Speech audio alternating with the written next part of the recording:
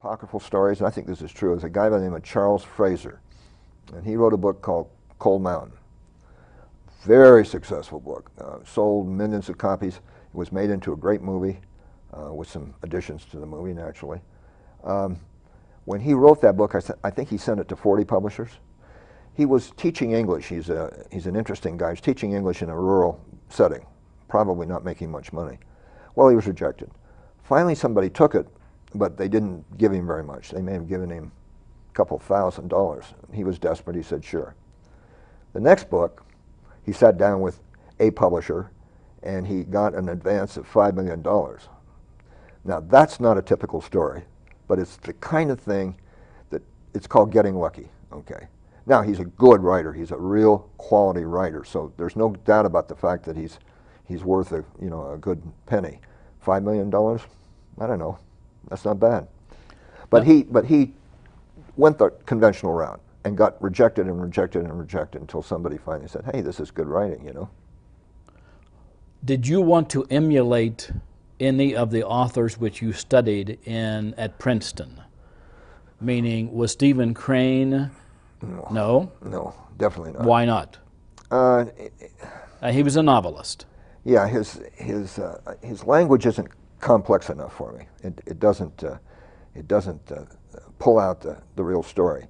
When he wrote Red Badge of Courage, that's a great work, okay? But why is it a great work? Because it's all out of his imagination, because he didn't see any of it.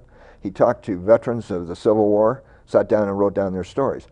I have to, and I think any writer has to, have some hands-on experience with what they're writing about. If they're not writing about, for example, punching cows, they're going to look like it. Okay, if they've ever been on a cattle drive or they've ever been, taking care of a herd or something like that, they're going to know, and the reader will know.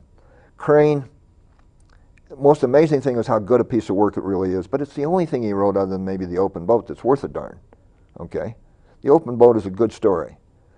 He lived the open boat. That's why it's a good story. So any writers, well, I wish I could write like Hemingway. Can't, so we'll give that one up.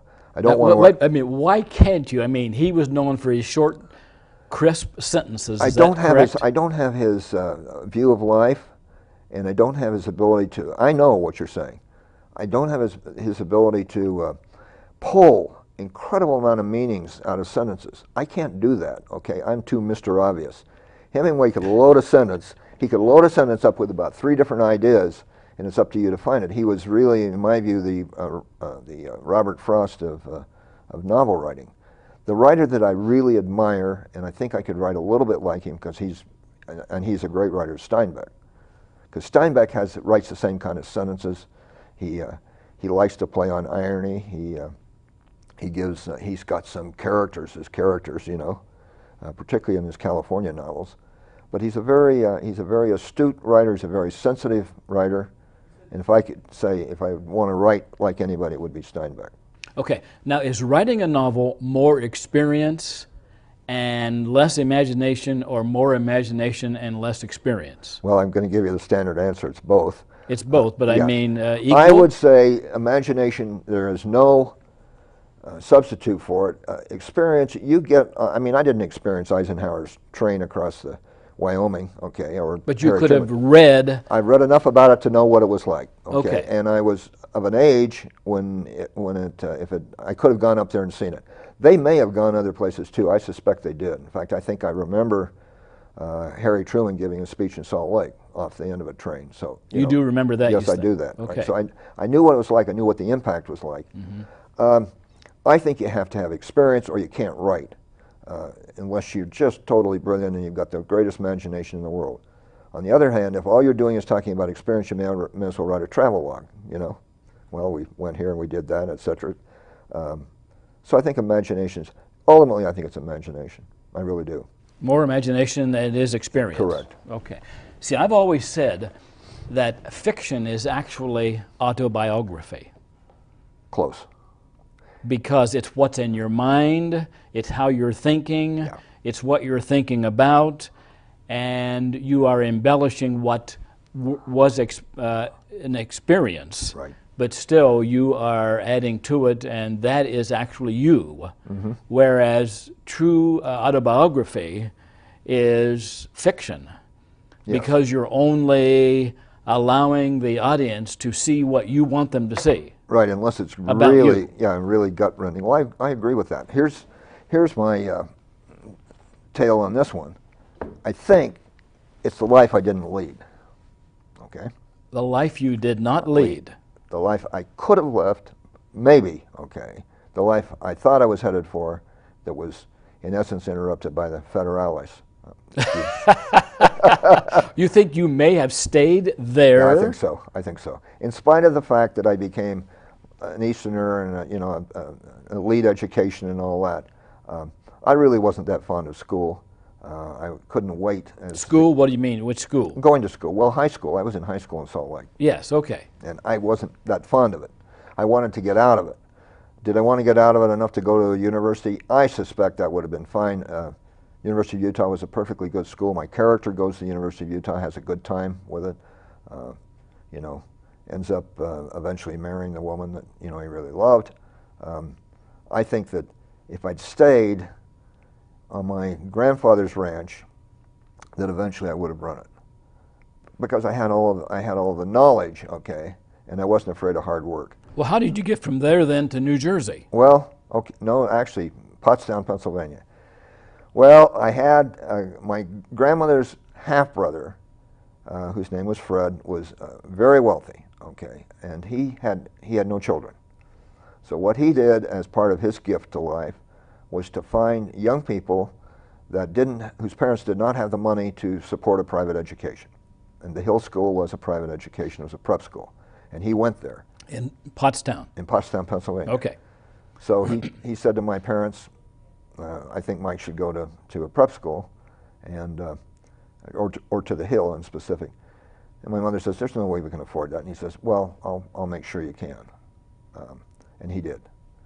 That's total luck. I mean, he came, it's interesting, he came out, he was grew up in Pennsylvania, and we took him here, and he sat down. At that point in time, he was in his 50s, maybe early 60s. You took him to where the ranch was? No, I actually took him to the, no, the ranch was underwater by then. Yeah, okay. Took him to to Jenny Lake in Grand Teton. Okay. And he said, very tranquilly, I was there when this happened, he said, I could sit here for the rest of my life. Well, he made his money in Wall Street. He actually made his money in insurance.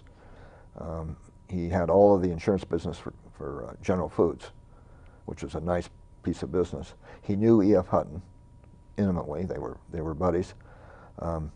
He was a New Yorker, and he was frazzled the way New Yorkers get.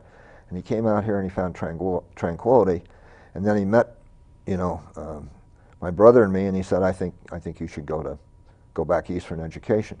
Well, once I got back east, I wasn't going to go back to Utah, okay, primarily because I had a different view of Utah after I got out of there.